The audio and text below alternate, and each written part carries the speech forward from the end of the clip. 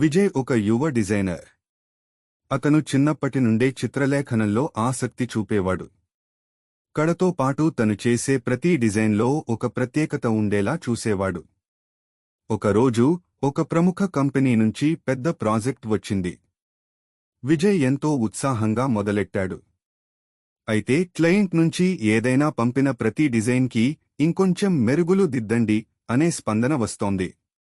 కొన్నిసార్లు సొంతమైన డిజైన్ కన్నా వారి అభిప్రాయాలకే ఎక్కువ ప్రాధాన్యత ఇవ్వాల్సి వచ్చింది. తన ఒరిజినాలిటీ పోతుందేమో అనే భయంతో విజయ్ నిరుత్సాహపడ్డాడు. కానీ అతని స్నేహితురాలు అనిత, నీ శైలి మనుగడ ఉండాలంటే ప్రతి డిజైన్లో నీ ముద్ర ఉండాలి. క్లయింట్ మాటలు విను, కాని నీ కళ్లతో చూసి ఆ భావనకి రూపం ఇవ్వు అని చెప్పింది. ఆ మాటలు విజయ్కి దారిని చూపించాయి.